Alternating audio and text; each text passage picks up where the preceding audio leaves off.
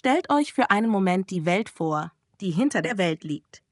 Nicht die Welt der Atome und Moleküle, die wir in der Schule gelernt haben, sondern die unsichtbare Realität, die alles durchdringt. Eine Welt, die nicht aus Materie, sondern aus reiner Schwingung besteht. Seit jeher fühlte die Menschheit diese Ebene. Die alten Weisen nannten sie den Äther. Die Mystiker sprachen von der Lebensenergie Prana oder Chi. Und die Dichter beschrieben sie als die Seele der Natur.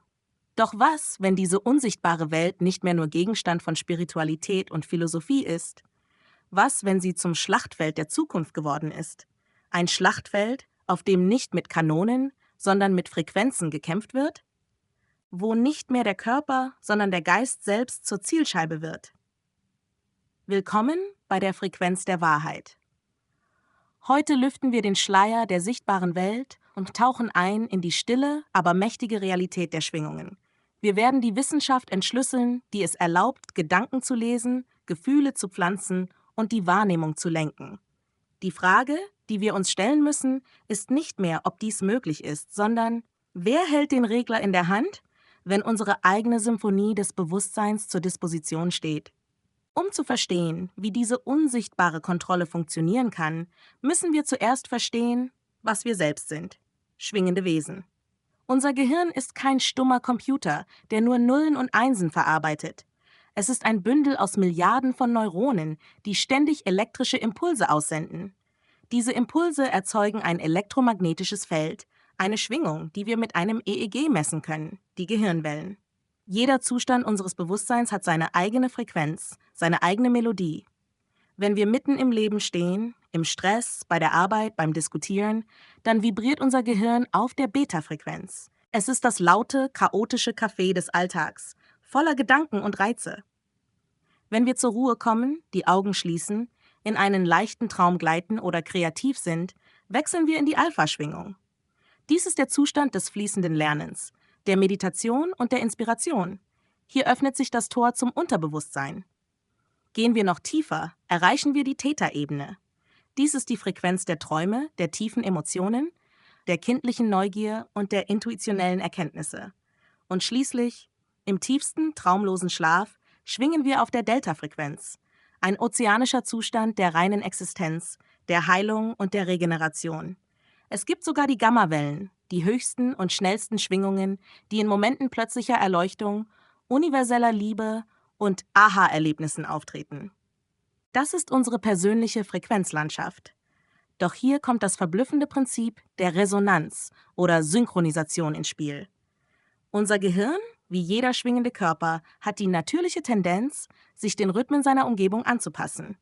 Wenn ihr neben einem lauten Trommler sitzt, beginnt euer Fuß unwillkürlich im Takt zu wippen. Wenn ihr das Licht einer Kerze anstarrt, verlangsamen sich eure Gehirnwellen. Eure Schwingung wird von der stärkeren Schwingung in eurer Umgebung eingefangen. Und was, wenn diese stärkere Schwingung künstlich erzeugt, präzise gezielt und mit einer klaren Absicht gesendet wird? In den 80er Jahren führte der kanadische Neurowissenschaftler Dr. Michael Persinger ein Experiment durch, das die Grenzen zwischen Wissenschaft und Mystik verwischte. Er entwickelte einen Helm, den die Medien spöttisch God-Helmet nannten. Dieser Helm sendete schwache, komplexe magnetische Felder, also unsichtbare Frequenzen, gezielt auf den Temporallappen der Versuchspersonen, das Zentrum für Emotionen und religiöse Erfahrungen. Die Ergebnisse waren schockierend und faszinierend zugleich. Eine überwältigende Mehrheit der Probanden berichtete von intensiven, unheimlichen Erlebnissen. Sie fühlten eine unsichtbare Gegenwart im Raum. Manche hörten Stimmen, andere sahen leuchtende Gestalten oder hatten das Gefühl, aus ihrem Körper zu treten. Sie erlebten tiefe spirituelle Einsichten oder überwältigende Angst.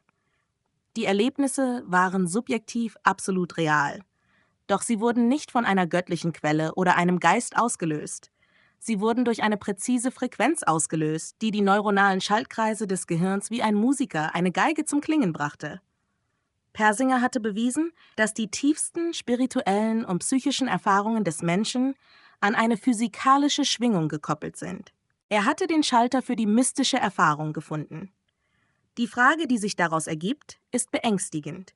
Wenn man die Frequenz für Gotteserfahrung kennt, kennt man dann auch die Frequenz für Angst, für Gehorsam, für Hass? Und wer hat die Macht, diese Frequenzen zu senden?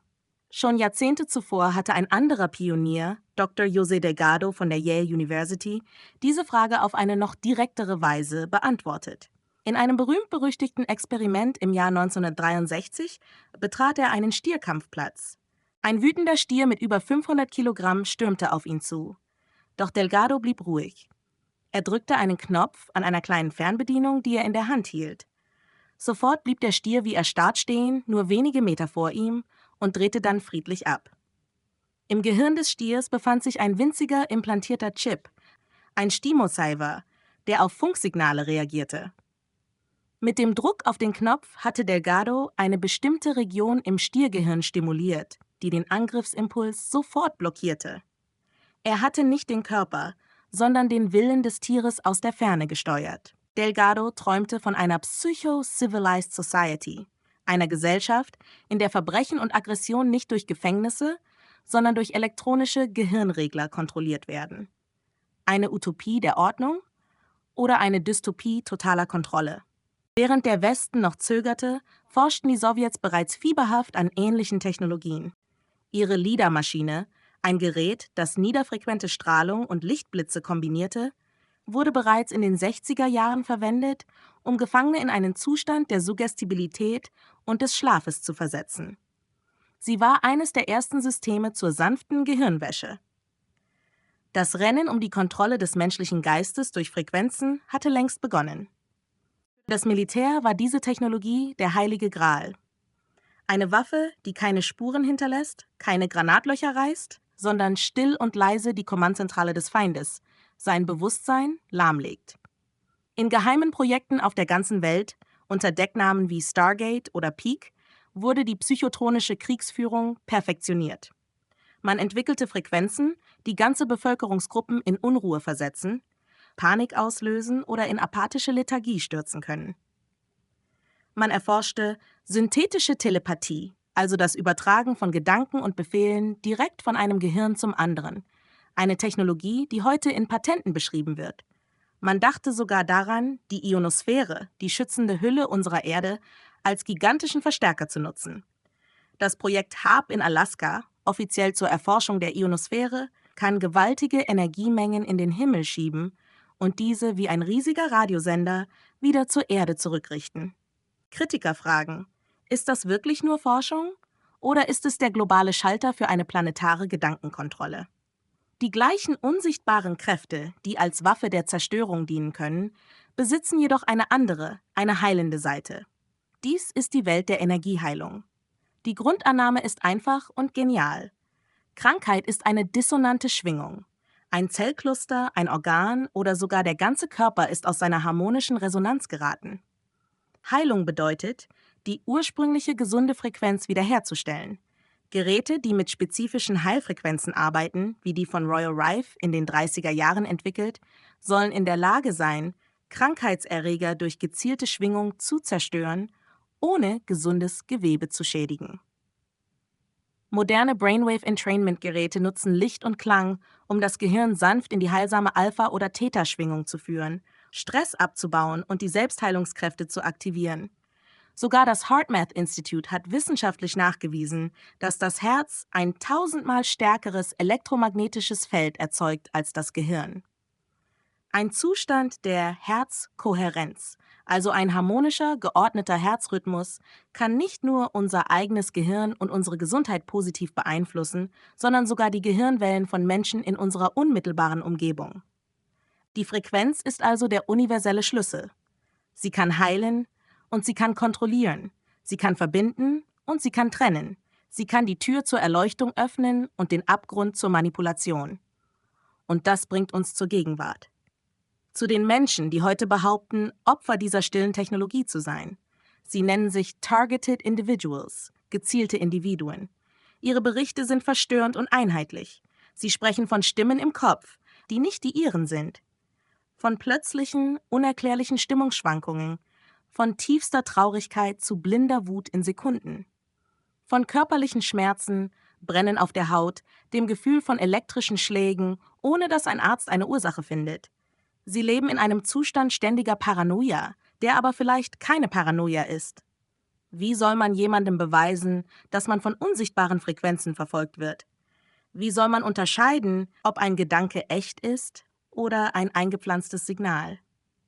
Diese Menschen sind die Kanarienvögel im Kohlebergwerk des 21. Jahrhunderts.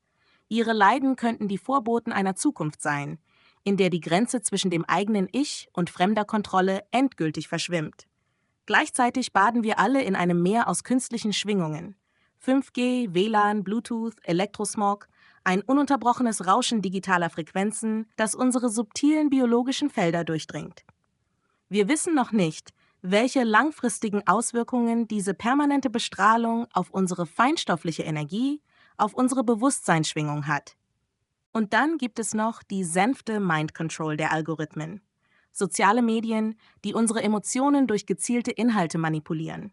Nachrichtenfeeds, die unsere Wahrnehmung der Realität formen. Ist das nicht auch eine Form der Frequenzkontrolle, die auf unsere Aufmerksamkeit und unsere neurochemischen Reaktionen abzielt?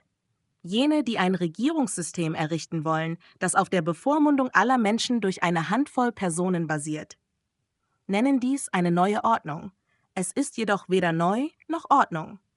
Franklin D. Roosevelt konnte damals nicht ahnen, wie prophetisch seine Worte sein würden.